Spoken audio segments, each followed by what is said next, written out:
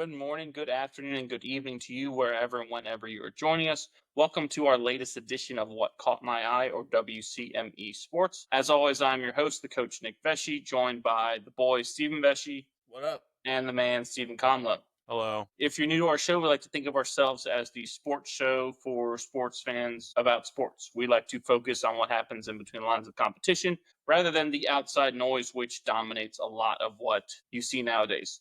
Before we get started and get into our top catch for the evening, just a reminder to follow us on all of our socials. That's on Instagram, X, Facebook, TikTok, Twitch, Snapchat, and Threads at UCME_sports. All this information can be found on our website, WCMEsports.com. And all of our episodes drop on Spotify, YouTube, and iHeartRadio every Wednesday at noon. Now, without further ado, we get into our top catch for the evening. And this week, we're going to start with the Game 7s that we had in the first round of the playoffs. We're going to start with the NHL playoffs because those Game 7s lived a little bit more up to the hype of a Game 7 than the ones you saw in the NBA. First one I'm going to cover is the Winnipeg-St. Louis game because that game was a nuts. If you weren't yelling at your TV, you weren't watching it properly. So the Jets, they scored twice. Oh, thank you. I'm glad we got that in there. Is that a laser? Yes. Oh, do I have a laser? I have a laser.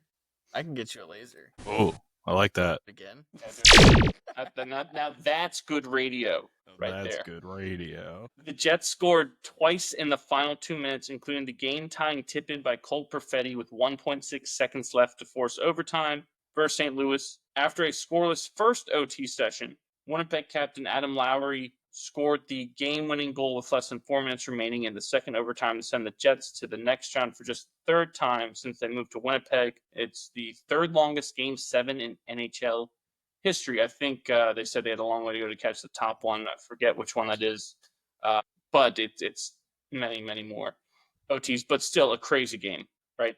Winnipeg defenseman Neil Pionk, he played over 46 minutes in that game, 46, right? That's crazy, right? That's almost an entire game. I mean, that's for a player, we talk about in the NHL, you play at the most 20, 25 minutes. So he played almost 2 games worth of minutes. And all that was because Josh Morrissey, right, Conlow, their best defenseman, and his partner, I believe, got hurt like a couple minutes into the game. So he had to play essentially. He was getting double shifted. Yeah, double shifting each game. But Pionk played that long and was that productive. He assisted on 3 of the 4 goals scored by the Jets, including the OT game winner. Yeah, that game, it's funny, Conlow, you texted us about, Dude, that game was... And then it was like, this is why you don't leave early. This is why you watch till the end, because that ending was as electric. Was it a good game or a good ending? It was a good ending because here's my analysis of it. St. Louis jumped up to a very, very quick start, got 3 goals. Winnipeg gets 1, and then it just felt like Winnipeg was asleep at the wheel for the first 58 minutes of that game, and it felt like St. Louis picked up on that, and they just kind of coasted, and then they scored that first goal when they pulled their goalie, and it was like a lot of time left. Let's see what we can do. And then after that, I mean, it was just a full momentum swing, scoring with 1.6 left on the clock. And then after that, it was like the St. Louis just had practically no fight. I don't know if you were watching, but it was almost like none of the, and granted, like it's a long game. 2 overtime periods is very, very long, and especially in a Game 7 in a physical series. But it just felt like a lot of them just didn't have the dog in them anymore. Like Kyrou stopped competing for pucks, and he's their top goal scorer all year. They looked tired, but it felt. When I was watching this, it felt like Winnipeg was gonna tie it. Just watching it, because you kind of had that lackadaisical feel to it. Oh, who got the puck? Guy that iced the puck with about 30 seconds left instead of skating out a little bit and getting to the red line and then throwing it down there. Like maybe he wouldn't score, but it wouldn't have been an icing. The coach, I saw the coach just like throw his hands up, and he's like, what are we doing now? We iced another puck. Right when that coach like made those gestures and was like, what the hell are you doing, dude? I knew Winnipeg was scoring to tie the game. Big issue, since we're talking about icing the puck and overtime, my big issue is the mandatory break they have to take in overtime to clean the ice. because I believe it was the second OT period, St. Louis iced the puck, and I said, oh, well, that's going to be the game. That's like Winnipeg's going to win off of this icing faceoff.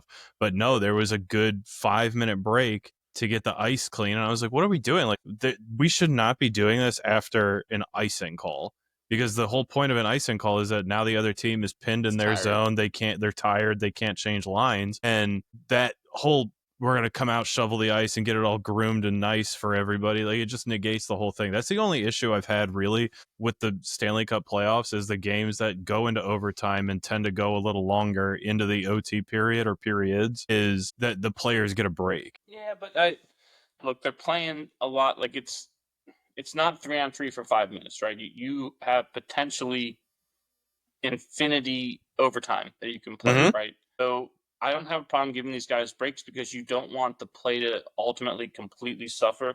Like, yeah, the guys are gassed, they're tired, but they're going to get even more gassed, even more tired. So it's not, yes, it feels like maybe the break is to get another commercial break in case they score right after that break, right? Or, you know what I'm saying?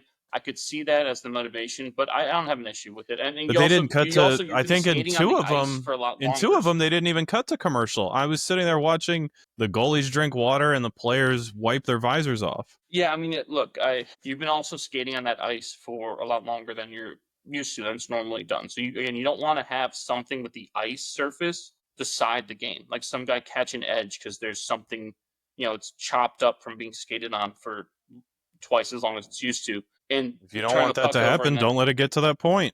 Well, that's not how it works. It's no one's sitting there saying we want to play every game in OT, right? I don't have an issue with the breaks, really. I do. One thing I will say, we've talked about Connor Hellebuck a lot on this show before, and we talked about, many of the greatest American goalies consider him possibly the best American goalie ever, and how he struggled mightily in the playoffs. And to start that game, he struggled, but I would say he had, a lot of redemption in him, he got a lot of vindication out of that win, it felt like, because he turned it on, and yeah, St. Louis wasn't like peppering him, but he made the key saves when he needed to, especially in overtime. And you wonder if, like we talked about Toronto, if this may be the monkey off of his back and off the Jets' back, then maybe they can make a run. Now, yeah, that's what I was thinking. Survive and advance this one, and hopefully Hellebuck gets back to who he is. Yeah, but again, it's still believable when you see it, because his numbers still aren't good in the playoffs. But again, maybe something else happens for him. Moving on to the Dallas-Colorado series, two of the favorites, right, to win the Stanley Cup. I'm kind of unfortunate, or cool we get to see him in the first round, but a little unfortunate there. So in Game 7, down 2-0 in the third period, Dallas scored 4 unanswered goals, including a hat trick from former Av Mikko Rantanen, the Moose, by the way, to win 4-2 and take the series 4-3. Rantanen assisted on Wyatt Johnston's game-winning goal, giving him 4 points in the period, which tied an NHL playoff record for a period, which he also did the game before.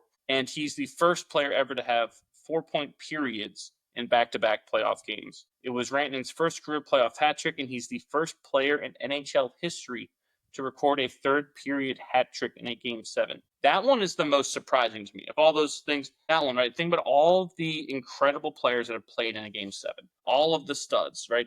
And yeah, Game 7s don't happen a lot, but they happen enough, right? You would think someone like Crosby's ilk, right, would have scored a hat trick in a third period of Game 7. Right? I know he's not necessarily a goal scorer, but you know what I'm saying. So you would think someone.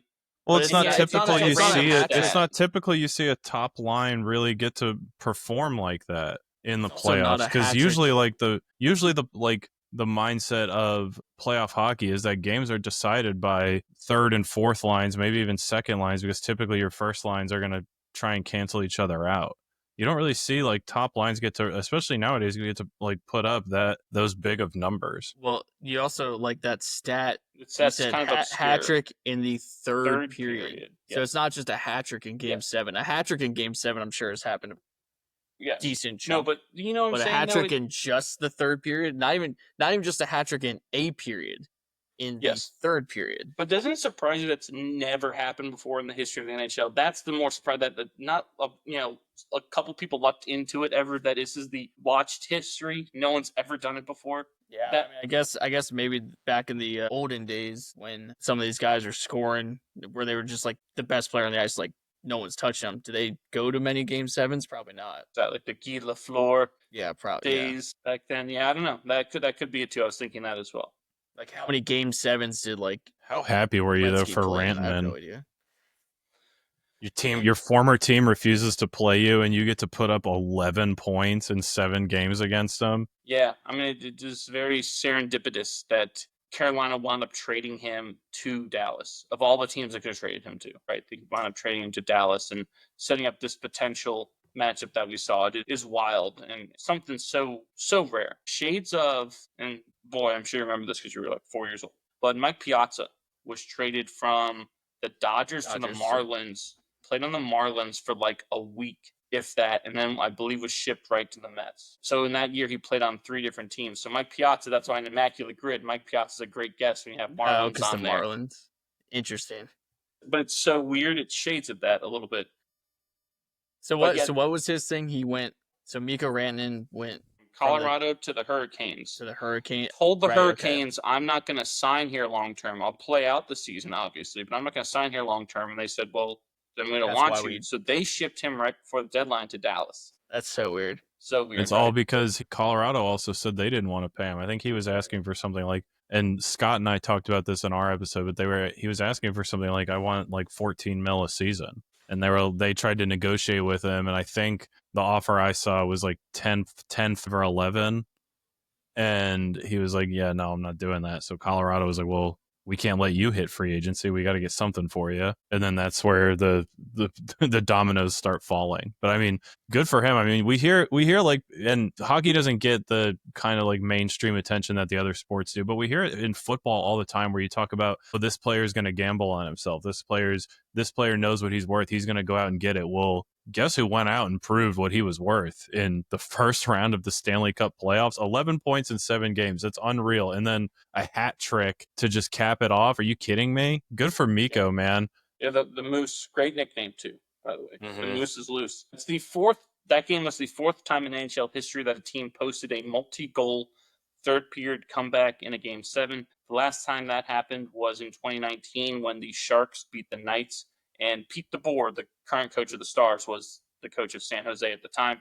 Pete DeBoer improved to 9-0 in Game 7s, which is insane. Like that's an asinine statistic. That's ridiculous. But what's interesting too is you said that's the 4th time in NHL history that happened. The 5th time it happened was the next night in Winnipeg when the Jets came back and beat the Blues. So in the 106-year history of the NHL, up until a few days ago, a multi-goal comeback in the third period of a Game 7, it only happened 3 times, and we saw it in back-to-back nights. Wild, right?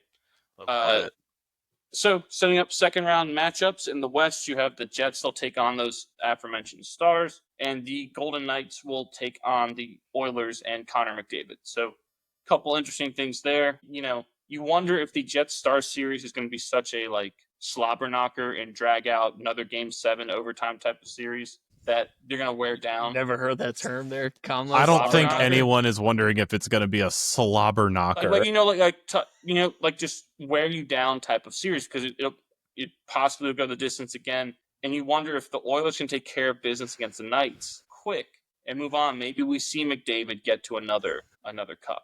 Oilers take care of the Knights. What about the Knights? The Knights are the 1 seed. No, the Knights are going to take care of the Oilers. The Knights are the 1 seed on that side. Just the Knights 4 1 seeds. You get Knights and 5 division. But just thinking, maybe you never know. Again, last year the Panthers won, and the year before that they lost in the final. Well, last year the Oilers lost in the final, so maybe they pull off. You never know. Just never know.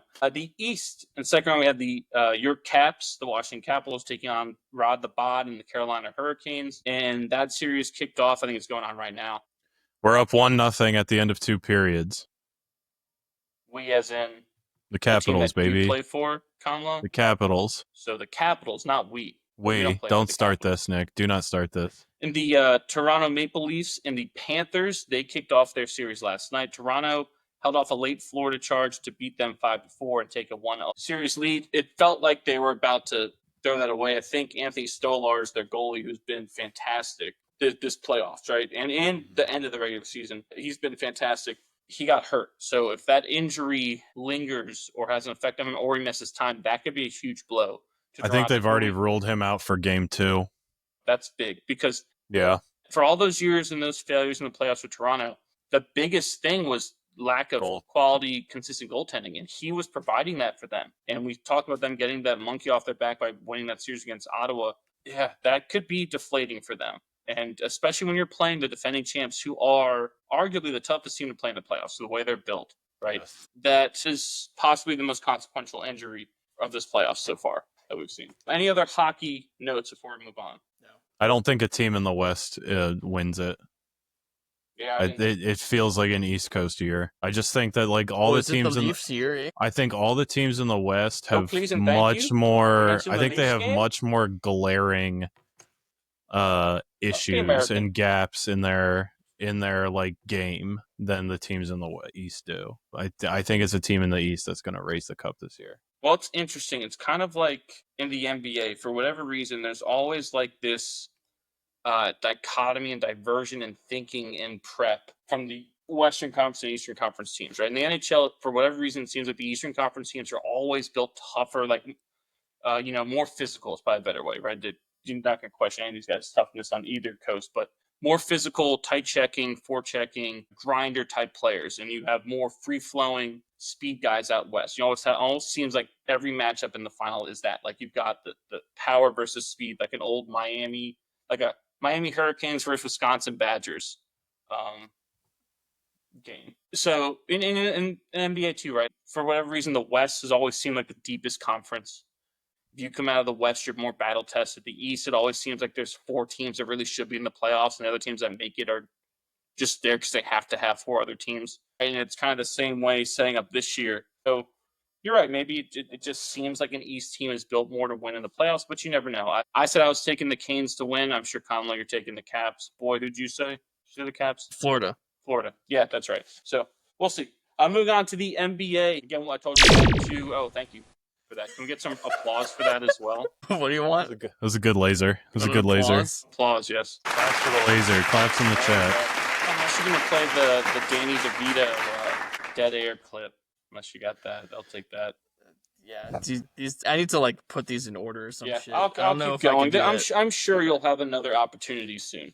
In the West, we had 2 Game 7s, like I said. The first one between Denver and the LA Clippers. The Nuggets easily took down the Clips 120-101, outscoring LA. And this is crazy, 72-40 in quarters 2 and 3 to win that Game 7 and advance to the second round, where they will play the Thunder, the top overall seed. Christian Brown from Kansas, yes, had a playoff career high 21 points, and Denver had an NBA Game 7 playoff record 6 players score 15 or more points. So a total team effort there by a team with a championship pedigree and arguably the best player on the planet in Nikola Jokic. Moving on, the other Game 7, you had Golden State versus Houston. Steph Curry took over in the fourth quarter, scoring 14 of his 22 points in the final stanza, 19 total in the second half. And Buddy Hield from Oklahoma by way of the Bahamas had a playoff career high 33 points after shooting 9 for 11 from deep, as Golden State topped the Rockets 103-89 in Game 7 and advanced to the second round, where they will play the Timberwolves.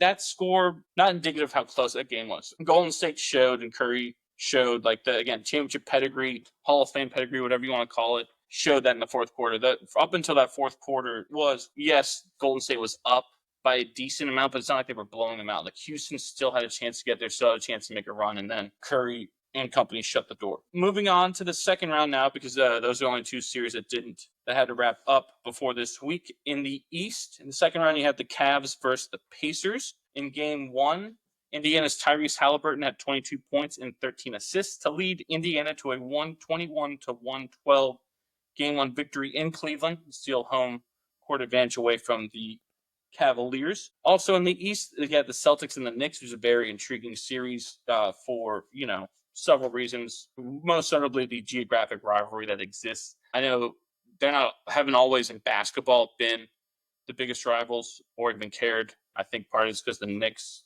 haven't always been that great. But I feel like they've been meeting more and more recently, and more it's mattered. More and more people have cared, right? So in game one, the Knicks erased a 20-point second half deficit to force overtime. They briefly took the lead in the final minutes, by the way, which is crazy of how quick they got that. And they were able to outlast the defending champion Celtics 108-105 in one overtime to steal game one on the road and take home court advantage away from them as well. So interesting developments over there in the East as the lower seeds, which I think some people, especially I feel like the Knicks, because they didn't win once against Boston in the regular season, expected that it could be possibly get swept. And for them to come out and steal that game and steal it the way they did, right? Storming 20 points in the second half against defending champs at home, you think that game's done, over. But you never know. The NBA, with how short the shot clock is and the propensity to shoot threes and how good these guys are at shooting, no lead is safe. There's never enough time, or there's never too little time remaining. So good for the Knicks. Good for our boy Jalen Brunson from Villanova, getting it done there. Out on the West, like we said, you have the Thunder versus the Nugs. You have the Wolves versus the Warriors. Thunder and Nugs, they kicked off their series the other day, I think last night. Down 9 with 3 minutes left, Denver ended the game on a 15-4 run, capped off by Aaron Gordon's game-winning 3 with 3.1 seconds remaining to stun OKC and take a 1-0 series lead there and to take home court advantage from them as well. And Wolves and Warriors haven't tipped off yet. I believe it's either tonight or tomorrow they will start their series. Interesting, a lot of star power in that series as well, with Anthony Edwards, the Ant-Man, Steph Curry. The Wolves dismantling, really, the Lakers. It was a big story in that first round. So to see them now go up, we got to take down another giant, another Hall of Famer, or a few Hall of Famers. Interesting to see how our boy Anthony Edwards and Minnesota fare in that series. And also interesting that out of the 4 series, 3 tipped off, away team has won. That's normally not something you see in basketball. No, that was surprising. I haven't watched much of it, but that is surprising that the away team has taken those. I also would not be shocked if the home team in those series ends up just ripping off 4 straight. Yes, or the higher seed. Yeah, it happens. Right? You get that wake up call, like shit moment, right? And yeah, you're right. I wouldn't be shocked. Some of these the Thunder Nuggets, I would be a little surprised, just because of how good Jokic and the Nuggets have a championship pedigree, right? The other, I think, Cleveland, Hunter's out, isn't he? DeAndre Hunter got hurt. Yeah, I'm pretty sure he got hurt. He's not. I know that. He wasn't starting tonight. Is he normally starting? I don't think he's coming off the bench with. I don't think he's playing. I'm pretty sure he's a starter. I don't think he's playing tonight. I know Darius Garland was injured for Cleveland. Did he come back? I know he didn't play in game 1. One of their all-star guards. I believe Garland's back. Let me see. So maybe that could have pushed Hunter out of the starting lineup, and they could be trying something different. No, they're both out. They're both out. Well, that is big. Hunter and Garland are both out. That's both quality defenders too, like very good defenders in Hunter and Garland. So that changes a lot of what you do. Jerome got the start tonight. He's played so far 26 minutes. Scored 21 in game 1, by the way. Yes, he has not had a good game tonight. But Donovan Mitchell's already got 36 as this game continues. Yeah, Donovan Mitchell's phenomenal. Jerome, short memory for him. He's not going to remember or for any of that. But he'll be fine. Yes, he'll be fine. Anything else NBA-wise before we move on? All right, so that's going to bring us to our baseball segment, brought to you, as always, by Bobo's Fine Chicken in Virginia Beach. Visit them on Shore Drive near Chicks Beach for breakfast, lunch, and dinner Monday through Saturday for homemade sides and locally sourced chicken. Grab some on your way to the beach or a ball game. Bobo's in baseball, there ain't nothing better. And I'm going to start with the Tigers. We may talk a little bit more about the Tigers here shortly because they are doing so well. But Riley Green, not the country singer, the outfielder, he became the first player ever to homer twice in the 9th inning in the Tigers' 9-1 win over the Angels Friday. That's another one of those random weird stats, like the third period hat trick in Game 7. Homer twice in the 9th inning. No one's ever done that before. Which, again, that seems It's amazing that there are things that people have never done before in baseball. How ridiculous that sport has been, like how long that sport has been around. Yes, it really is. I believe in that 9th inning, I think Detroit scored 8 runs, I think it was 1-1 going into that ninth inning.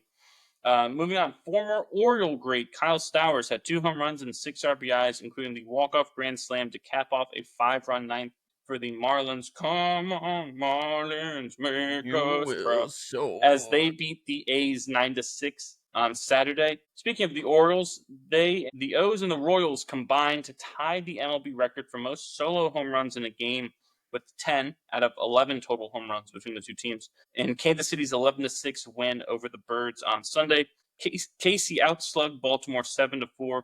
And in the game, 9 different players went deep, which is that's a lot of home runs. Right now, the chicks dig the long ball. That's what the people want. Yeah, that's a lot of solo home runs. That's that's boring to me. Yeah, home runs are always fun. Home runs are always fun, it's but the highlight, it's the clip, it's what the kids like to see. I don't know. Action on the base paths is more fun. It's more engaging for the fan. If you're not watching highlights, I guess it's more fun when there's action on the base paths and someone hits a double to drive in a run rather than someone hitting a solo home run. It's more fun when the ball's put in play, right? And I think maybe that's more of what you're getting at is hitting all those solo home runs is partly because there were guys looking to hit home runs. How many hits were for each team? Right, that's more how many guys struck out, right? Yeah, and I mean, maybe not a lot of people struck out one of those days. Pitchers didn't have it, ball wasn't breaking, but I think you expect someone to be on base for some of those. It's exciting. Yeah, I mean that's kind of what I'm getting at, right? You didn't have people on base because maybe they couldn't get on base, and that just happened. These guys are swinging for the fences, and then they connected, right? It's more fun when there's action, right? Balls been played, there's action. A walk is not action. A strikeout is not action, right? Tell the pitcher that, but for the fan, it's not. Now, I will say that's 11 souvenir balls that someone got that you don't get if you don't have, 11 home runs, and no steals giving you a souvenir. They're not throwing their batting gloves in the stands after they get a steal, I guess some food for thought. I guess. I'll never get mad for seeing a home run. Let's just say that because of how hard and unlikely it is to do. After the Phillies scored 2 in the bottom of the 9th to tie the game, the Diamondbacks scored 3 in the top of the 10th to beat Philly 11-9 on Sunday. I believe Josh Naylor, I hardly know her, ultimately the game winning or game tying knock there for Arizona. No, that should have been the Holy shit, you're late. Yeah, I know, I couldn't find it. Holy shit, you're late. Well, shit, like he's never had one. Get back in your light. I'll strangle you. I'll stick my thumb to your eye. What is going on? This isn't will they or won't they? This is I don't want them to. They never will. Moving on, Jacob Wilson, the son of former Pirate great Jack Wilson, had the game-tying RBI single in the 10th and then the walk-off RBI single in the 11th as the A's beat the Mariners 7-6 on Monday night. Did you know that if you look up, you look up some stats, and I'll have the abbreviation of the team the player plays for, right? Is it for Judge, he'll say NYY for New York Yankees, right? Or Pete Alonso says NYM next to him for the Mets. For all the A's players, it says ATH for athletics instead of Sacktown. Yeah, because they're not the Sacramento A's. They're not the Oakland A's. They're not the Las Vegas A's because they're not in Vegas yet. They're just A's. They're just ath. They're ath. They're just ath. Get off your ath and do some math. Math. Thank you. That's wild. That's really funny though. Yeah, what is I thought I was like, what the hell is ath? And then I was like, oh my god, that's the A's because that's what just they have. Just making a bigger mess out of a mess. Of course, yeah. Max Fried and 2 Yankee relievers combined to one-hit the Rays Friday in New York's 3-0 win. Fried has won 6 straight starts. He is 6-0 in the year with a 1.01 ERA. Yeah, he's on my fantasy team. Good job, Fried. Love it. So he's the only good player you have, I assume. Wrong. I have to go through this. Actually. Wrong. A couple guys that have been on fire. Kyle Tucker is the best player in fantasy. He's number 2 in fantasy. So I hardly know her. Yeah. And Jung-Hoo Lee has been he's a good player. Awesome. Bryce Terang. All them steals. Yep, exactly. I do have Cedric Mullins for you there, Comlo. Why? He's been great. Yeah, Cedric's awesome.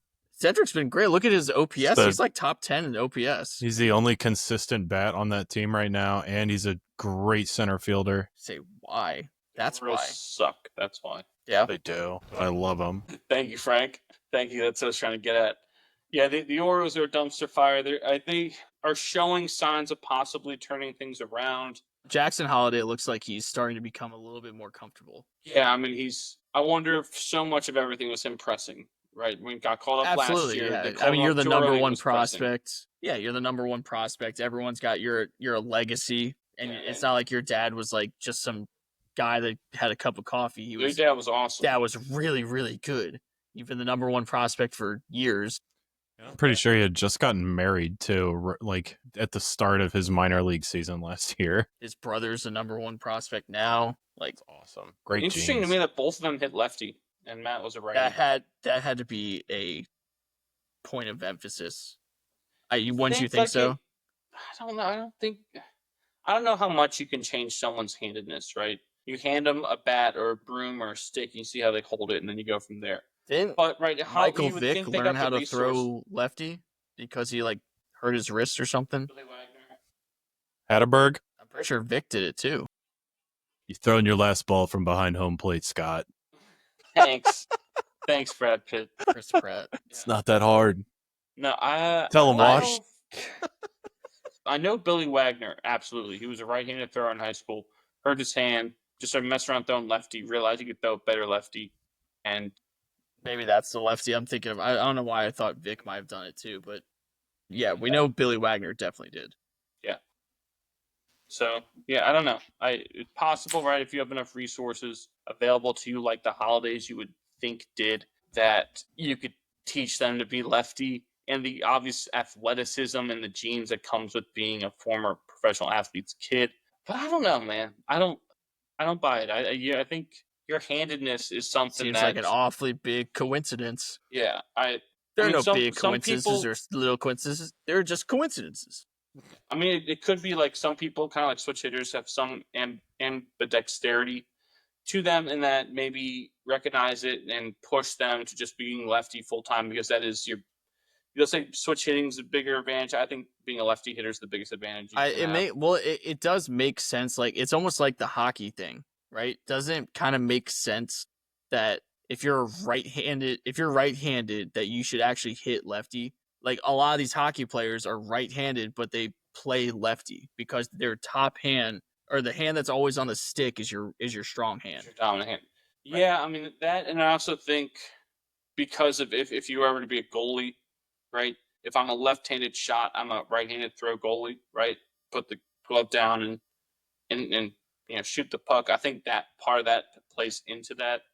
But no, I mean, yes, you're right, but it's still the way you shoot, the way you swing. It's you, right? Some people can do it, some people can't. If you try to force someone who's not lefty hit lefty, they're going to struggle. Well, I just went like I had to be right-handed because my left eye is my dominant eye. My right eye stinks. That's some of it too, right? Eye dominance. Some people don't have a dominant eye, so that allows them to, switch back and forth.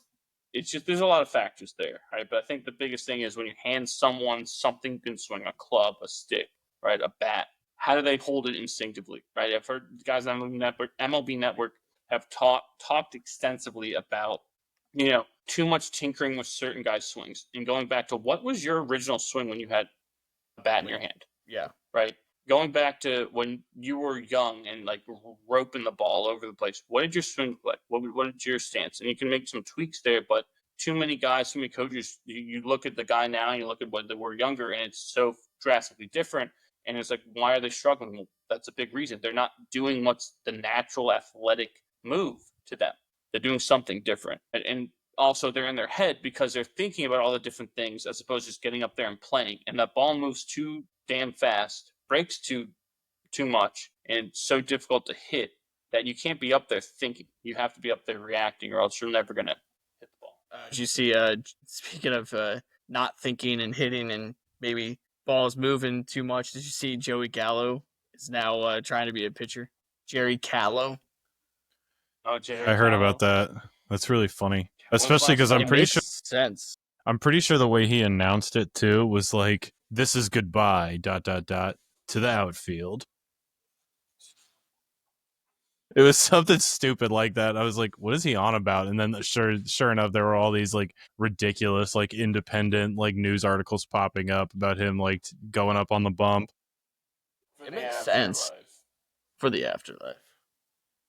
Is that common, do you think? Like for like an outfielder, to transition into pitching instead of like the other way around? He was a dominant high school pitcher, right? I believe he once threw a perfect game and then took Greg Maddox's daughter out to prom like the next night. Whoa. Yeah, you didn't know that? No, I did not. Yeah, that's a thing. So he was a pitcher in high school. The dude has a missile for an arm. Yeah. So I watched that bullpen. I watched some clips of it. The ball is moving. So I think it just makes sense for him because he can't hit. He's just an awful hitter. He's a big dude too. He's an intimidating figure. So I think it just makes a lot of sense for him. I want to see him throw a knuckleball. Let's get another knuckleballer out there. Yeah, true. It's the opposite of Rick Ankiel. Yeah, and Aaron Hicks is also, I believe, at one point a big pitching prospect. Markakis was. Tyler Naquin is another one, former outfielder. He's trying his hand to make it. I think the Guardians, that's who he played mostly as an outfielder for. Naquin did for Cleveland. I believe they were the ones who signed him to some spring training contract. I'm not sure. I haven't kept up with what happened after spring training, like if he's in AAA or still kicking it down there.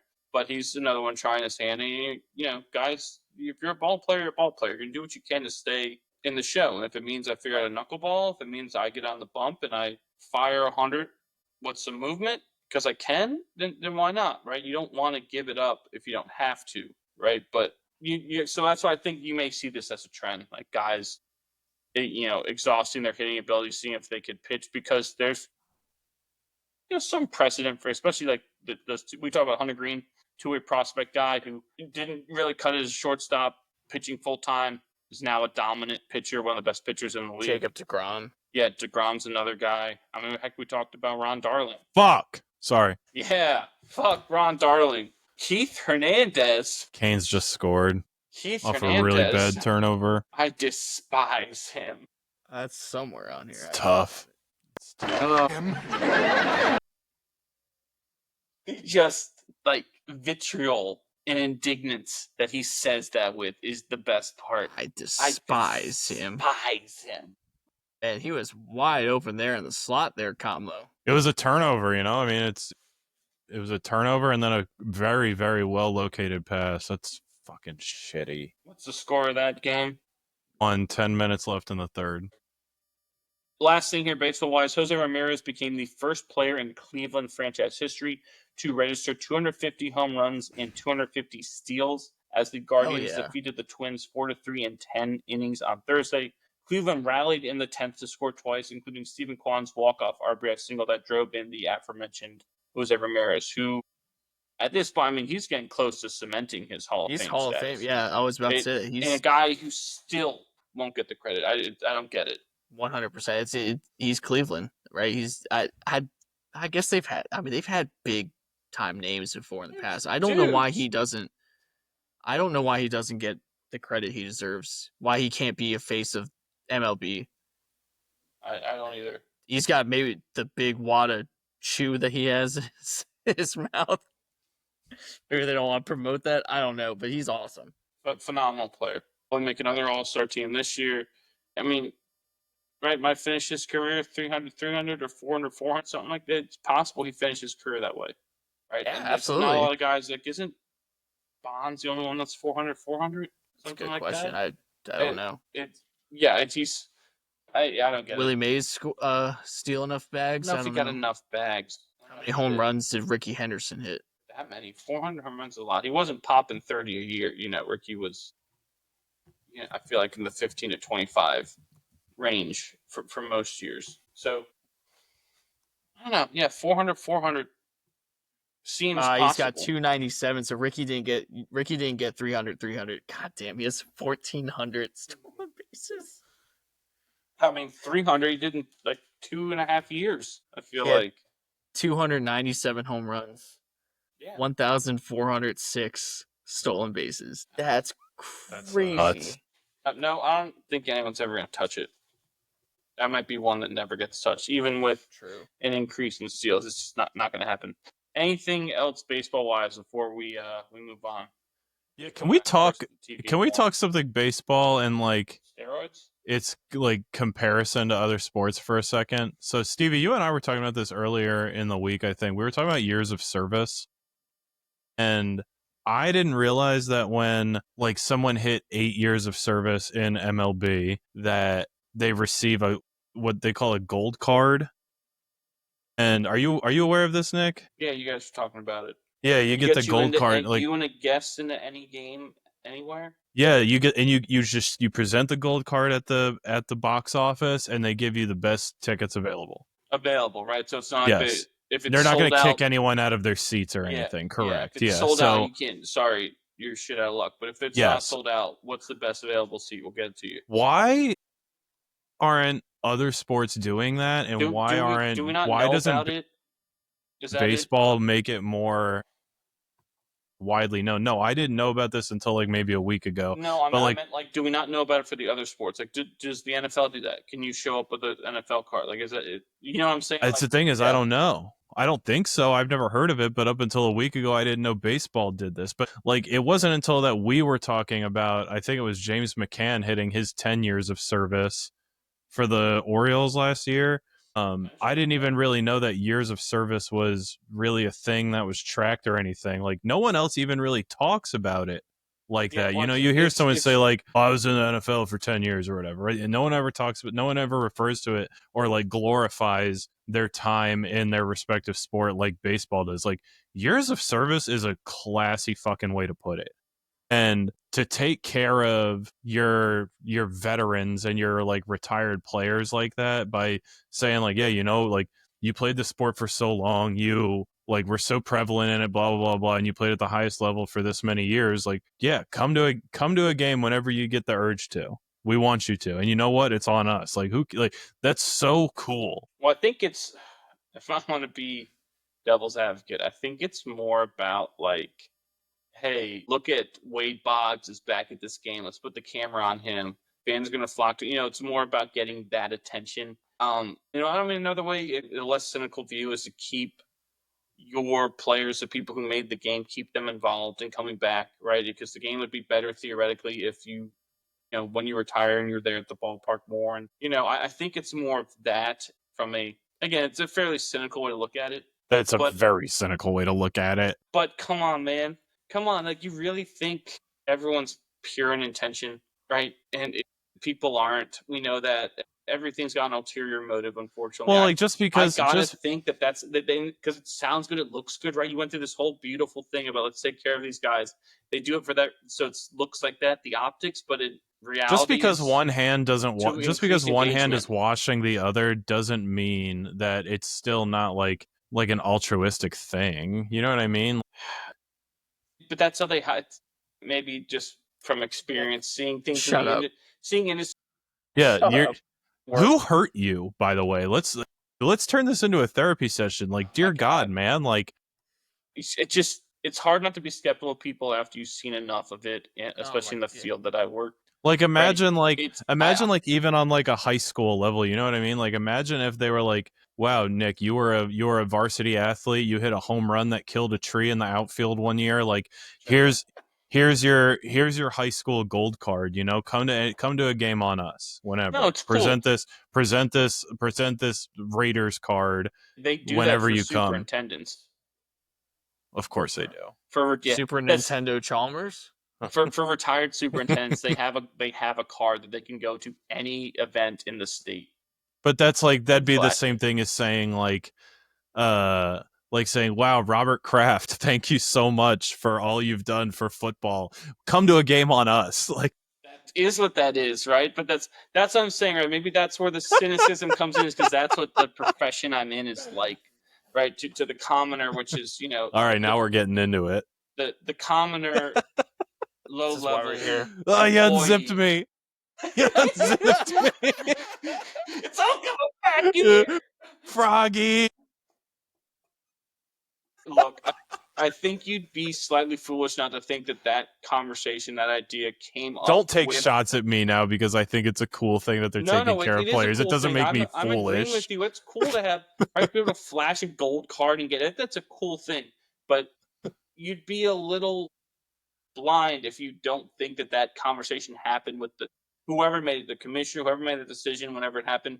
You've got to think that they had the conversation about cynical. How do we use this to what's a good thing that helps our image and we can use this to our advantage? You got to think, because that's how those people think that get to that point, right? They're all lawyers. This is what they do. They think of things on that level.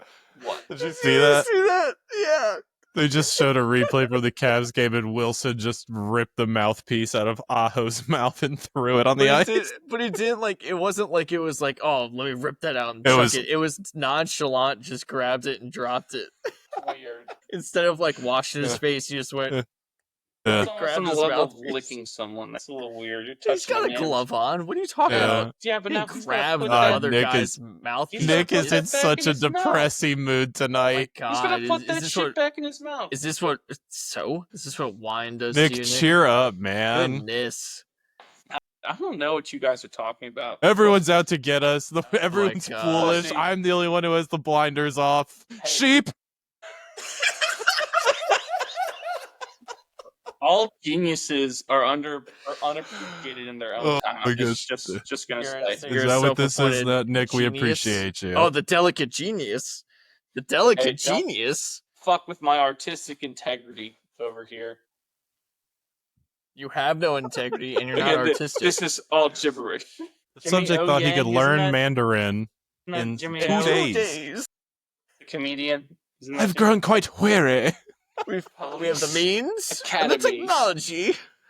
Anyways, no, that's speak with cats. To bring it back all the way around. No, I just wanted to talk about MLB and how cool I think the gold card is, and if you guys knew if other sports did that, or like why other sports don't do that. Like I just think it's good PR. I guess if I want to like take Nick's route, it's good PR, and it like everyone benefits. Hurt anyone. Yeah, that's cool. The thing she said that's for 8 years of service. The thing I like more is the 10 years of service getting the pension, right? And that I know the NFL does that. The guys celebrate that more because it's like you're taking care of, you and your family, right? Golf does that as well, but like for its result related, as I think. Yeah, baseball is just years of service. Like I believe a friend of ours was at a wedding, and I think Jeff Francoeur was there at the wedding. Jeff Francoeur? Either he was there, like a relative of his, and I think he was there. And like earlier that week, he had made his 10 years of service. Right. And so they were like going nuts and celebrating because of what a big deal it was to earn that pension for that 10 years of service. I remember John Jay a couple of years ago reached his 10 years of service, and they like at the end of the game, they like dumped like something on him, or like they were celebrating him because that is a huge accomplishment. To be a pro athlete for any number of years is an amazing accomplishment. To be able to stay in the show for 10 years, which is so, like you said, results oriented for golf. Being able to stay in the majors is results oriented, right? Yes. Yeah, some other sports you can stick around if you have physical gifts, right? If you're a first round NFL draft pick and you're not like a complete piece of shit, like getting arrested and doing stuff, you're gonna have a job kind of for however long you want, as long as you're willing to take like a pay cut or something. You'll always have a job, right? But in baseball, that's not the case. If you can't produce, you're gone. There's going to be someone else. There's only, 12, 13 guys on a roster in baseball? Hitters. Like, besides pitchers. Besides the pitchers. Besides pitchers. Yeah. Do you know what the average years of service is for, like, an MLB player? Yeah, I actually looked at 2.5. No, it's probably like 6, isn't it? 5 to 6. It's the median career length is 2.7 to 3 years. And only about 10% of players reach that 10 years of service mile marker. Well, then what's it say for NFL? Because that's the things I had read and researched that was about what the average NFL career was. So I don't know if I feel like that for a lot of pro sports. No, because I just get attached. We just get attached to like golf was like 10 plus. The Tennis is average like 8.5. NFL career length is about 3.3 years. Yes. So baseball has a longer average career length than the NFL does. So I No, think that's baseball's got a lower. No, He that's just read it. Baseball was 2.7. Your resource that you found that from is not accurate. Baseball's got a little longer than that. What's your I said source? no. I didn't say median. like tenured career. I said years of service. But MLB career length would mean 5.6. The average length of an MLB career is 5.6. I didn't say career length. I said how many years of service does an average MLB player have? That's a little different. But that's what I said. It's not my fault you didn't hear me the first time. Years of service technically is like how many days you're in the show. 172 days on an MLB roster equates to 1 year. Yeah. So that's where it gets it. But like your career length, 5.6. That's what I thought. It goes there a little bit. Anything else before we move on? No, go ahead. So to the Kentucky Derby, or the Run for the Roses, as they like to say, Or the biggest Sovereignty, non-event in sports, at a 7-1 odds, pulled away late against Journalism, who was the favorite, who closed at 3-1, was at 7-2, but closed at 3-1, to win the 151st Kentucky Derby in sloppy conditions. His mother was a mother, just loves the slop. Loves the slop. Baeza, who was at 13-1, came in third. Trainer Bill Mott, who trained Sovereignty, got his first Kentucky Derby win in regulation. That's how I'm coining it, in regulation. His lone previous victory at Churchill Downs came when 65-1 long shot Country House was declared the winner following maximum security's disqualification in 2019. Like I said, it's the first time he got to watch his horse win the race, like truly beat the other horses live, and that counted and stuck, right? So good for Bill Mott. Good for them. Nobody parties like a jockey. Yeah, ain't problem touching shit. Nope. Now let Buster do a lineup, your boner. The reason that is funny is because it doesn't, like, it's not that shocking, right? If someone told you that the jockeys were crazy like that, you'd be like, I'm pretty sure the Simpsons did a joke about that too. Yes, it's something crazy with the jockeys. Wasn't that more of like a Treehouse of Horror thing? Yeah. No, it was when Duncan Battlestar Galactica, I believe, was the name of the episode. It was Duncan the horse or whatever, and then Homer made a deal with the jockeys or whatever because the horse kept winning and the jockeys were getting pissed off. And he was like in like a tree house, like a little tree. It was like the elves, the fudge elves. Yeah, it was like that. Horse jockeys. This is what ChatGPT has to say about horse jockeys. That brings us to our Ask AI segment. It says, yes, horse jockeys have historically had something of a wild card reputation, though it's a more nuanced than just labeling them as unpredictable. And it cites things like their lifestyle and their risk, the pressure to diet and manage their weight, gambling cultures, colorful personalities, and stereotypes that have been furthered by media outlets. The media, damn those people with. It says, however, it is important to remember that most of them are also disciplined athletes. I'm sure they are. Nobody parties like a jockey. If you just smoke enough cigarettes, that'll keep the weight off. Ask John Daly. Yeah. Anything else before we move on? I think I just saw that Sovereignty is going to skip the Preakness, so we will have the Triple Crown winner for. It's just any mint juleps. I did. If you're a gambler, I'm sure this has to be like the equivalent to a Super Bowl for you. Like, you just sit back and you gamble all day. But like to me, the Kentucky Derby is the New Year's Eve of sporting events. I like that. It's just the biggest non-event in sporting history. Here's what I would say is different. New Year's Eve, there are horror stories for people going to Times Square for New Year's Eve, right? Everyone you meet that's gone to the Kentucky Derby, I don't know anyone who's said something bad about it. Been like, God, that was a freaking nightmare, this and this and this, even when it's rained, right? So that's where I would say it's a little different. Maybe in like the the hype and the The media. hype and And overratedness you know, like of it. I was watching. Well, what are you doing for New Year's Eve? Oh, what are you Yeah, doing for the yes, Derby? Derby yes. day. But yeah, no, like the same thing comes to my mind. I heard Jim Gaffigan, the comedian, talk about this. He was like, "They still do this. We still do this as a society. We raise horses and bet on them." That's my first thought every year when it comes on. Is we still do this? That this is still going on? And after you drink them a julep or two, you go, I don't give a shit, right? I mean, that was us in Yeah, Ashland. because a mint julep is straight bourbon. I made some delicious ones. Old Cavalier bourbon from Tarnished Oh, that's Truth from in the- Virginia Beach, from Nice.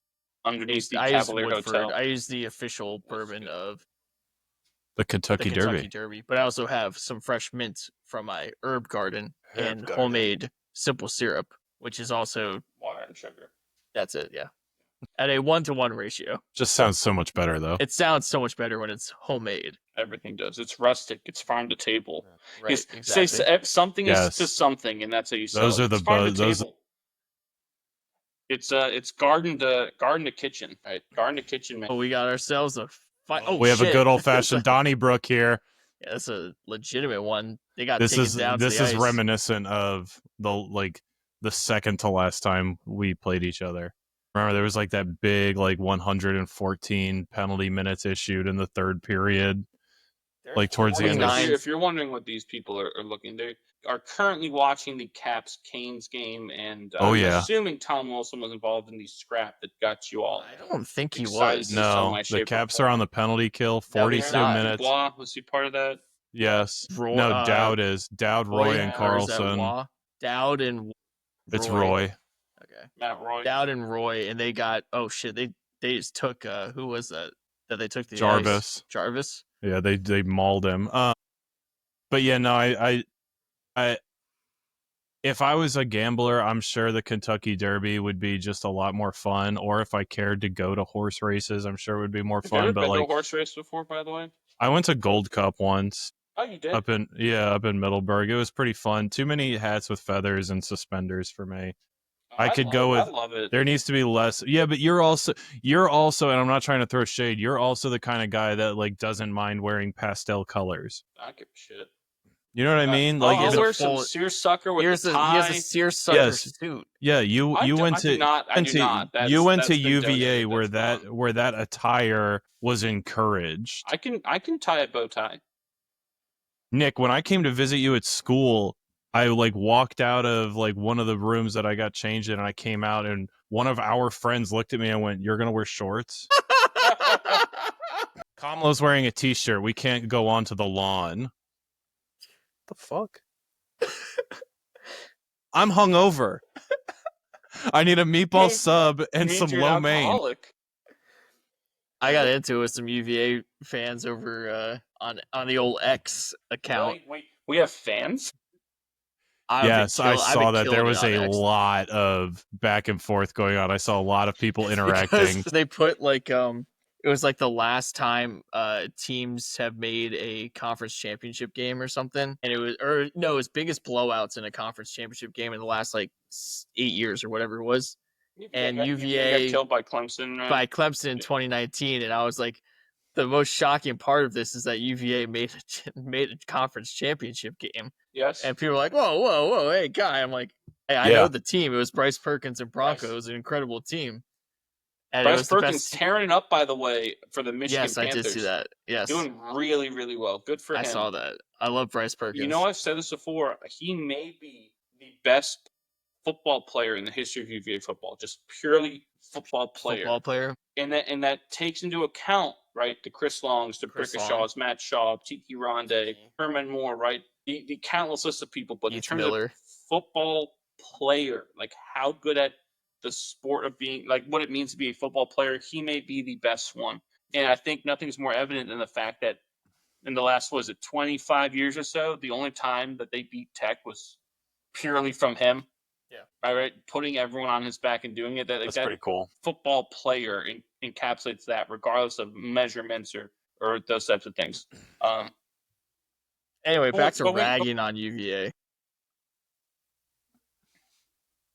Hey, you want to sit there. I was at the Carolina Cup, I think is what it is. It's a big horse race in somewhere in middle of nowhere, South Carolina. And there are a ton of West Virginia people there, literally flying the West Virginia flag. Our great friend Morgan Maltzby was there. I ran into her. Where in South Carolina was it? I'd sit like, I think it's middle of nowhere. I don't know. We were driving from Wake Forest, so we were at Wake Forest. Took a bus from there. Is it always in the same? Is it always in the same location? Yes. So was it called the Carolina Cup? Carolina Cup, I believe, is what it was called. But they were, it's all bunch of different schools are there. So schools that you wouldn't think are, wearing. Oh, it's in Camden. I know exactly where that is. I'll actually be down there Thursday. Plenty of West Virginia people I was talking to. So you, an alum of that school, I don't know if you can. That just means we can do it all. Okay. Except beat Pitt. Sure. That's just not true. Sure. Isn't it? Didn't you lose to them in both football and basketball this year? Yes. Okay. I can't stand PK Subban. It's just not true. Well, because it's not like we sit there. It's not like Tech and UVA where we lose every single year. Yes. But at least UVA will beat them in other sports. Let me see. Let's see the baseball update. Oh, we're beating the shit out of Pitt right now in baseball. WVD, yes, they did, and they kicked the shit out of them earlier this year as well. That is true. Give them that. West Virginia's built a very good baseball program. Pitt, don't know if this ever. I didn't even know they had a baseball team. Right? Their field looks like shit. Not gonna lie, it's just gross. We need a rain day. I got this rain out. Well, when their field's turf, it doesn't matter. That's true. Fair. Moving on. We go to our golf segment this week, brought to you, as always, by Long Jewelers in Virginia Beach. Visit their location at the corner of Shore Drive and North Great Neck Road next to Hot Tuna. With the highest quality selection in the region and the best prices and customer service, it's no wonder that Long Jewelers wins Best of the Beach every year.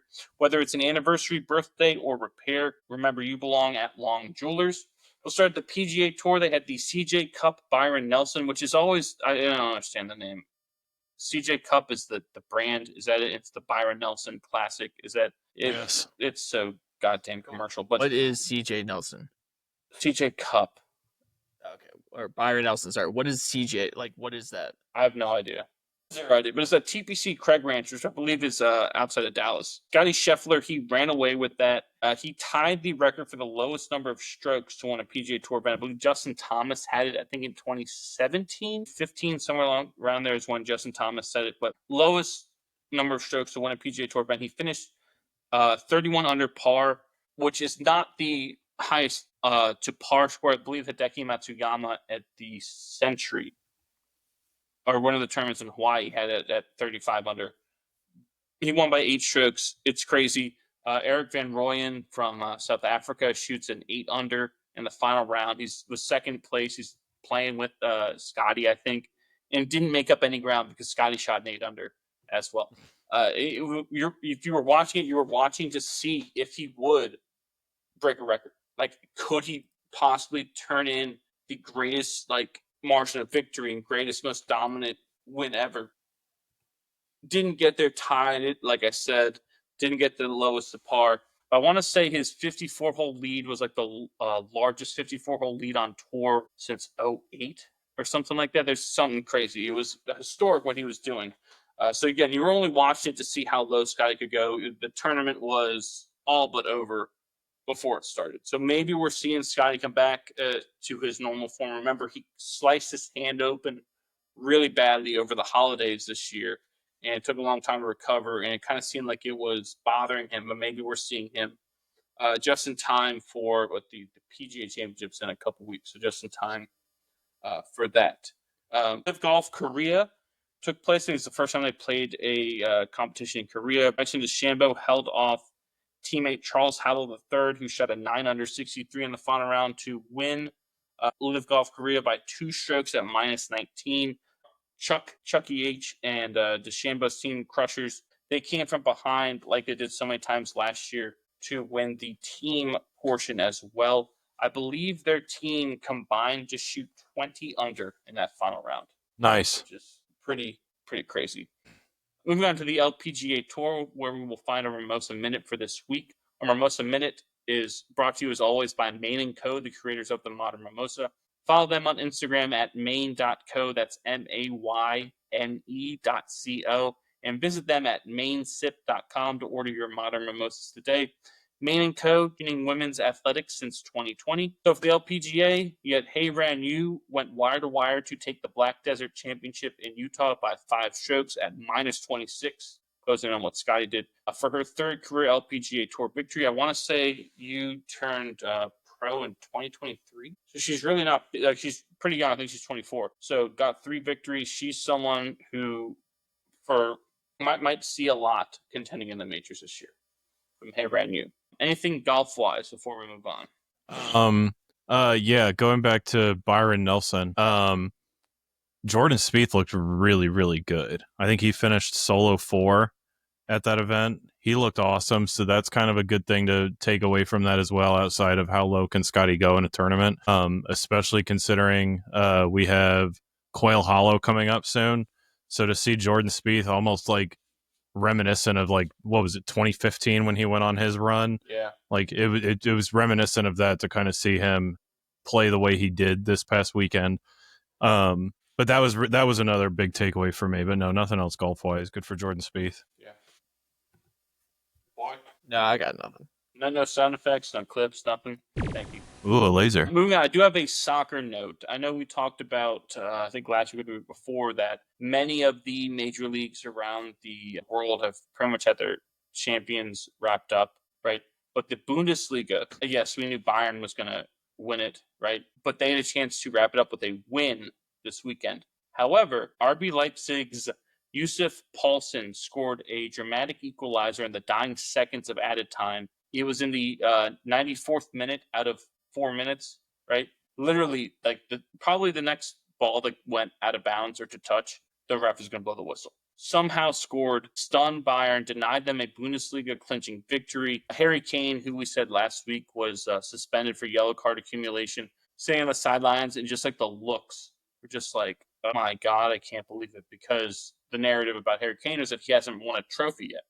However, Kane and company only had to wait one more day as Bayer Leverkusen drew with Freiburg, which gave the boys from the Allianz their first their Bundesliga title, bringing them back to top after 1 year hiatus, and gave Harry Kane his first career major trophy. So anticlimactic, but ultimately got the job done for Harry Kane and Bayern. That's how soccer goes. It's the end of their seasons is typically anticlimactic. Well, there's no playoffs. There's no playoffs, and your result could have been decided by a tie in another game after you finished playing. I didn't even do this. Come on, Rob, you gotta get it in to get 3 points. But Dallas Cowboys, I will say Dallas Cowboys, Jennifer Lawrence. You're right, Kamlo. It does have that anticlimactic feel because there's nothing to play for. But with relegation, you make it so there are other teams like that do have stuff to play for, right? Yes, the teams at the top. Like if you're sitting there at 6th, right? Well, I'm trying to play for a Champions League spot. Yeah, it's great. There's more money. But in some leagues, depending on where the points are, you're just there. Right. No, I wasn't trying to shit on like the way the tables and everything are set up. I'm just saying, like, typically your league winner is decided in an anticlimactic fashion. Yes, relegation games, they matter. Those games often towards the end of the season are more fun to watch because it's typically a closer race at the end, at the bottom of the table, than it is at the top of the table, especially when you're looking to like be like 3rd to last or 4th to last. And then like the Champions League spots typically have a little more sauce to them than deciding the leaders on the table. Yes, they do. I wonder if you want more sauce, if you could like introduce some sort of playoff, like just a mini 4-team playoff to get the champion. I know they would never. Well, someone tried to do that. Remember a couple years ago, someone was talking about like starting a super league with all of like the regular Champions League teams, and it just kind of fell through because it was met with such like animosity. Yeah, because the fans are like, this is just a money-making ploy, mm-hmm. Which is funny because, I mean, I guess... like, it's also just a very different culture for professional sports over there. It is, right? You're right. If they try to do a little playoff, I think you'd have a riot over there because it would be like, this isn't how we do things. This is American. Bring back the hooligans and the fights in the streets. But you know what I'm saying? They would be in such an uproar over... because it would be like, like, I get it too, right? a playoff makes it so it's very, very possible, almost likely, that the best team, who's been the best team the whole year, doesn't win. So, in their mind as a fan, it's like, well, do those regular season matter that much if I just have to be here for a chance to win, right? But why are we like? And I can just, our team could be the best team that's ever had. We make the most. We would points. much rather reward consistency. We would much rather reward consistency. Yes, the Warriors had technically the best regular season ever, right? 73-9 when they lost to LeBron in the finals, right? And it goes well. It's almost like, who gives a shit, right? But if they're a European team or a soccer Tom team, Brady and the Patriots were undefeated before they stepped on the field with Eli Manning and the Giants. Yeah, right. So it's for us in America, we love that. Maybe it's because in a lot of ways we are an underdog, nation built of underdogs. Exactly. So I think that you're right. It's a different culture. It's different. I think there would be a riot somewhere. Several riots actually if they tried to introduce a playoff or something. I'd tune in for it. Would too. What, the riots or the playoff? See, all the above. I was going to say the riots. Give me some riot punch. Yeah. Grease those light poles. Find me a couch to set on fire. Yep. Hell yeah. Take me home. Country Roads. Do you remember our old baseball coach, Tomcat? Have you ever heard this story of this is my senior year. It was like I think it was after senior night, actually. And he was giving like the speech back in the locker room of like where all the seniors are going to go to college and how much fun or what they're going to do and become professionals or whatever. And like, we have one guy who's like, Zach, you're going to UVA and you're going to be a surgeon or a doctor. Jake, you're going to Auburn. You're going to be some like whatever finance person or something. And Patty, you're going to Virginia Tech. You're going to build bridges. And Steven, you're going to West Virginia. You're going to burn couches. Did all of those things come true? I never burned a couch. What? They enacted strict legislation outlawing it. My first year, I was within the first 3 months of me being there. Yeah, 3 months of me being there. The school, like half the school burnt down. And they actually ripped down all of the houses on Sunnyside. And a lot of the That's where we got the couches. Yeah, a lot of the alum were pissed off because I was like, that was the party spot. That was where everything was. And the university said, fuck you guys, you're absolute degenerates. You can't have nice things anymore. So we're ripping this shit down. We're putting university housing in there. Damn, sons of bitches. Like all these houses are now condemned. You've all been evicted. See, it's funny. From the Big Brother house, say goodbye. Oh, that's very old school. Yeah. It's very old school like. So I did see lampposts on fire. I did see trash cans rolling down hills on fire. Or dumpsters rolling down hills on fire. I saw all of it. Your school was literally a dumpster fire? Yeah. That's correct. Rock, flag, and eagle, baby. Horns down. And it's because we beat Texas on the road. Well, the Texas team went 7-5. Is that what you're celebrating? Oh, I'm sorry, 8-4. Maybe. Well, our team, that was when we beat them. We went to 5-0 after we beat them, and it was holy shit. We were ranked like top 5 at that point, I think, and it was holy shit. Gino's winning the Heisman. Tavon's the best player I've ever seen. We're going to the national championship, and then we lost the next 5 after we burned the school down, and that's what happened. I hope it was worth it. Really so, do. And then we lost the Pinstripe Bowl to Syracuse in New York. Yep, which we were there for. Yeah. Moving on to our favorite segment, which is brought to you as always by One Legacy Title and Escrow in Jacksonville, Florida. Follow them on Instagram at One Legacy Florida and visit them at onelegacyflorida.com to see how they can help you with your next house closing. One Legacy Title and Escrow, because your legacy matters. And this week we went with our favorite foreign basketball players of all time. So basically, favorite players from outside the United States and the U.S. Virgin Islands, because I'm going to count Tim Duncan because it's a U.S. territory, U.S. citizen. He wouldn't count. So if you had him on your list, you need to make an adjustment, by the way. Okay. Oh boy, you have a smirk there. All right. Who wants to start? I'll go first so I can lock back into this hockey game. And hear your guys' really good lists as well. Number 5, I don't have an honorable mention this week. Number 5, I'm going with Yao Ming from China. That's right. I love Yao Ming because Shaq tells a really funny story about how he didn't think Yao Ming could speak English. And then like it was going on for like years that Shaq didn't think he could speak English. And then like I guess during one game, Yao Ming just came up to him and said something like, "Nice shot, Big Diesel," or something like that. And he was like, "Oh, what the fuck?" Like, like when did you start speaking English? And he was like, "I've always spoken English, Shaq." Like,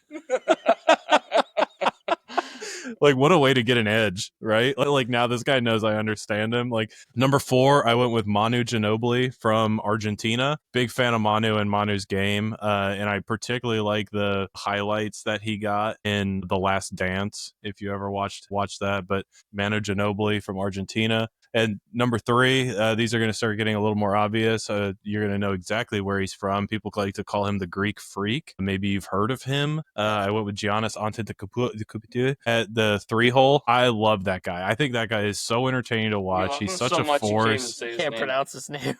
What do you mean? That's how you say Giannis it. Antetokounmpo. Yeah, Giannis Antetokounmpo. Giannis. But yeah, he's a fun. He's no more Gould. No, he's a fun guy to watch, and I think like he's one of those guys that has really helped push basketball into a like positionless sport. I think he's one of the first guys I can think of, at least, that you just will get the ball and play it from wherever he gets it. You know, like most big men, like what we grew up watching, would get the ball at the top of the key, pass it off, and cut or set a pick and roll. But no, this guy will get it, dribble, drive, shoot it, whatever. Number 3, I went with the Joker. I think we've talked enough about him. I mean, there's nothing I can really say about him that hasn't already been said. I mean, this guy is he's the best active player right now. I mean, when do we find out about MVP? Because is it going to be him again? Probably. I mean, like, it'll be another. You think it'll be? You think? I think so. Like I said before, I would vote for SGA. Gilgeous Alexander. Yeah. Who could be on your list, by the way, because he's Canadian. That's actually a perfect segue to my number 1 pick, Steve Nash. Yep, nice. Canadian. Yeah. That guy was so much fun to watch, man, and like the way he passed the ball. I think like when you think about it, if you've ever watched any documentaries about old school basketball, you go back and watch like the HBO documentary Magic and Bird. That was a really good one where they talk about how those guys found so much like joy and pleasure in passing the ball and, you know, getting assists rather than racking up points, and the way that they were able to just have high basketball IQ and utilize it to make these insane passes way back in the day. I really think Steve Nash was a great embodiment of that. I mean, watching that guy dish the ball was just unlike anything else. Fuck me. This is so stupid. That's my list. I'll hang up and listen. Nice. I like Rob that. the pod. Well, not so the fuck you part. Stupid. The pod So coming fucking in, stupid. stealing a win. I can't. This is fucking ridiculous. God damn it, Fakaitis. Learn fucking English. Go, boy. Did you have Fakaitis on there? No, I did not, but that would have been great. So fucking dumb. We're recording on a Tuesday night while the Caps are playing. This is stupid. You guys ruined this. Well, take your ball and go home. It's your fault. You're sitting in your spot. Stupid. Which dumb stall is that? I want to know. It's got to be Jordan. They're the ones retired. Stupid Eric retired. Mouth-breathing Stahl brothers. Stahl to Stahlberg. Dipshits, all of them. Sorry, go ahead with your list or whatever it is you're doing. Sure. I have an honorable mention this week.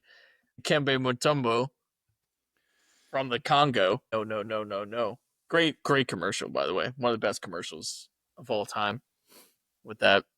Number 5, Jokic from Serbia. I just love how absurd this guy is. Like, he looks like he doesn't give a shit. I mean, he clearly has to be this good, but he just looks like he doesn't give a shit. His brothers are out there trying to fight everyone. Like, he wants to just go back and, you know, hang out with his horses and get drunk. Like, he has the ugliest shot I've ever seen. Doesn't move very fast, but damn, is he a good basketball player. Number 4, Tony Parker from France. Great point guard. I think one of the more underrated players. Yes, borderline Hall of Famer. I don't know if he's in the Hall of Fame. I don't think he is, but really from contributions up and down his career and the number of championships. Yeah.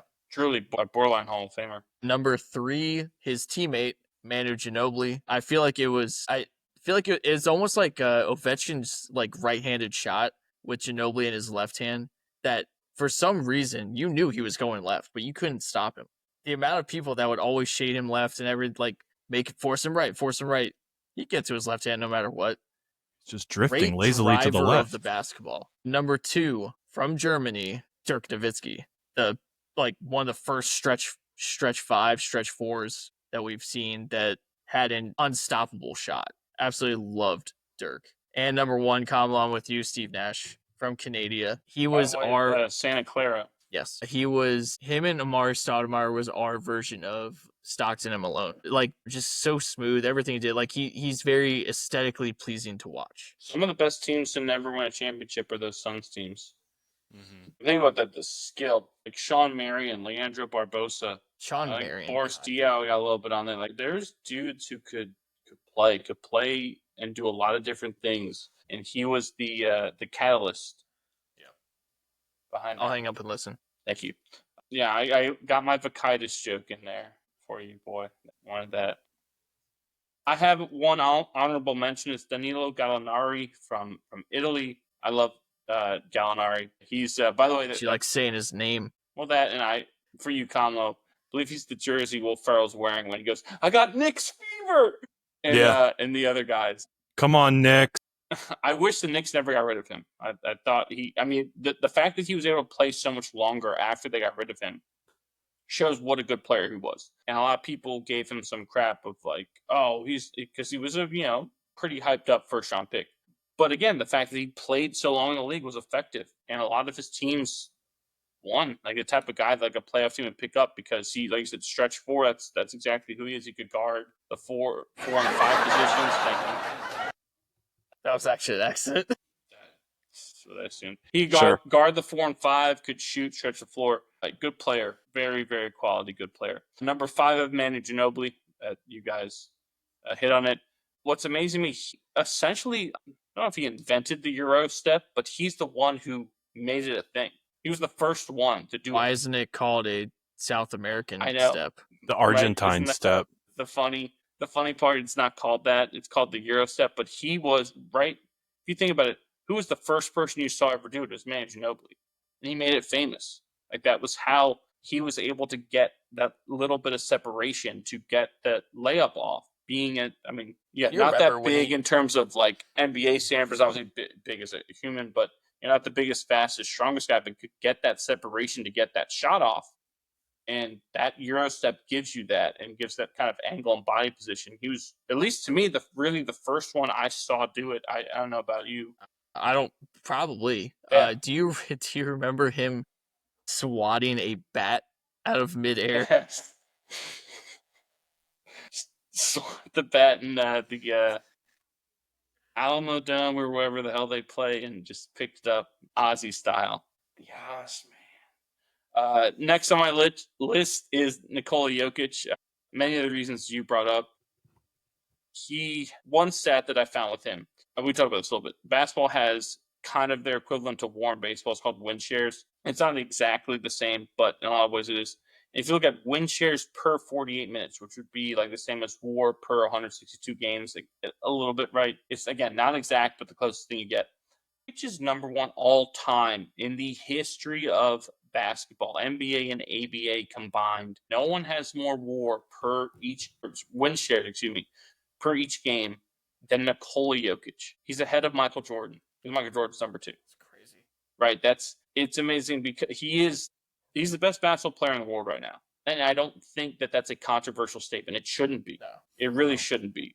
If you listen to the way American media covers the sport, you would be outraged by that take. But he's the best basketball player on earth right now. It's crazy. Number 3, Dikembe Mutombo. That's why I have my Mutombo jersey on. That and the Nugs and Jokic doing their thing.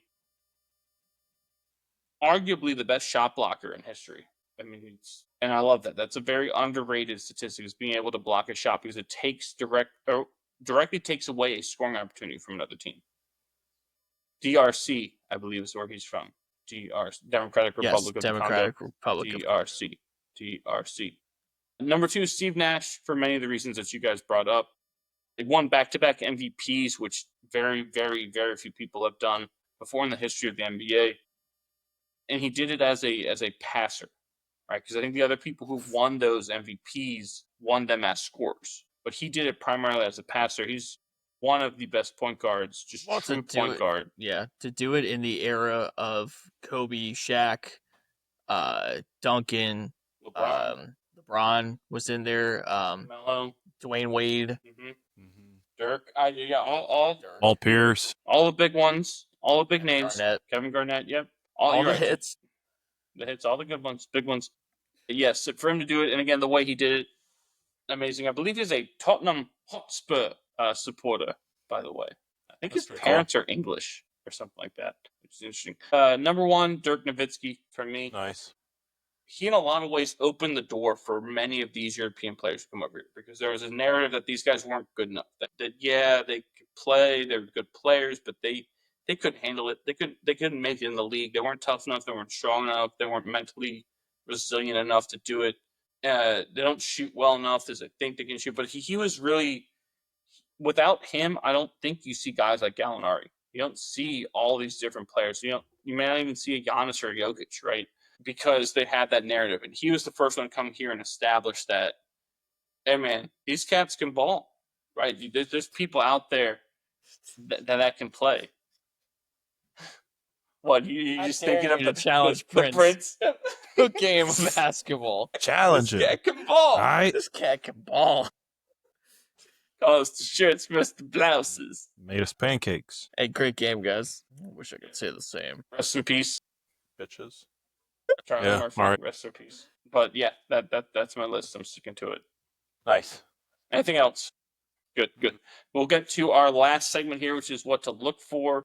What to look for this next week in the sporting world is brought to you, as always, by VB Cookie Co. Looking for the perfect way to stand out at the next event you are hosting? Well, custom cookies are a timeless way to have everyone still buzzing even after they leave. Look no further for your cookie needs than VB Cookie Co.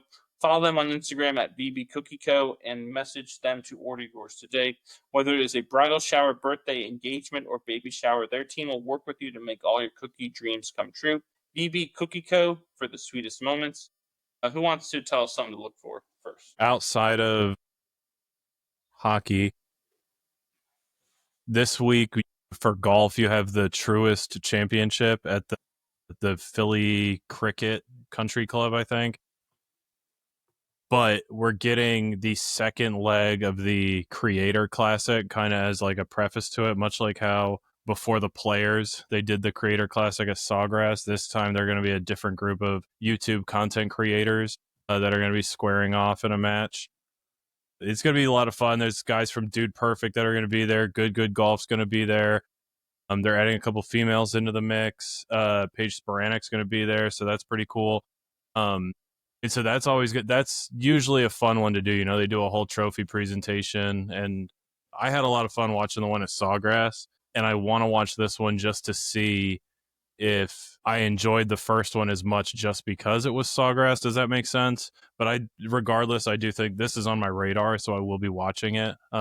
I would give it. I would recommend flicking it on just to check it out for a day. There's 2 weeks left, or 2 series left of college baseball. That will determine who's hosting regionals, which is a big deal. Yes. If you can host the regional, that is a big advantage for your school, because whoever comes out of the regional go to the super regional and then to Omaha, right? That's the goal is always to get to Omaha. So hosting your regional gives you one step closer to that. Like it. Nice. For me, I got the NCAA men's and women's lacrosse tournaments start Friday for the women and Saturday for the men. L's the number 1 overall seed for the men, and UNC is number 1 for the women. Some local teams, UVA, JMU, Liberty, and Navy are all in the field for the women. Richmond is in the field for the men. Richmond is a top 10 team. They're really good. Oh, yeah, they're excellent. Like, stomped UVA men. The UVA men suck, but whatever. They're top 10 team, though. Number 4, UNC. On the men's side, Duke, Syracuse, Maryland, Princeton, and Albany were all the teams that had both men and women in the tournament. In Albany, I don't know if you know this, Albany will play rival Siena on the men's side in the first, they have like a first four, right, in the first round to get the honor to play Cornell, the winner that plays there. Siena won their conference tournament, the MAAC, MAAC. First time in 11 years, Siena won that, beat Sacred Heart, I believe, to do so. So I believe they're Siena plays Albany. Yes, Siena will play Albany in the first round. I think that is tomorrow night on ESPN Plus. Little backyard brawl there. Yes, yeah. I mean, Siena is basically in Albany. They're in different conferences, though, which is interesting. Yeah, the winner has the right to play number one overall seed Cornell. And then a little soccer thing. There's an El Clasico that happens this weekend. Another one, which means Barcelona versus Real Madrid on Sunday. Barcelona leads Madrid on points 79 to 75 entering play. So basically, if Barca wins, it's all over. Madrid's only chance really at a La Liga title is if they win, take 3 points. But it's a long shot. Barca, I feel like, has had their number, but you never know. Crazy things have happened. Anything else before we wrap this up? Nope. So that's going to do it for us here at What Caught My Eye, or WCME Sports. For the boy Stephen Vesci and the man Stephen Conlow, I am the coach Nick Vesci, reminding you to follow us on all of our socials. That's on Instagram, X, Facebook, TikTok, Snapchat, Twitch, and Threads at WCME_sports. Our episodes drop every Wednesday at noon on Spotify, YouTube, and iHeartRadio. All this information can be found on our website, WCMEsports.com. And be on the lookout for our companion shows, WCME Basketball, Hockey, Soccer, and Golf. Also on these same streaming platforms, and info for that can be found on our same socials and website. Without further ado, and any more stalling, just also... Filibuster. Do you know what that word means? I went to Harvard. All right, how about you and me go toe-to-toe on bird law? Well, just, again, before we leave and wrap it up, make sure you are being decent to each other. Have a good one. We will see you next time. Take care, Guatemala.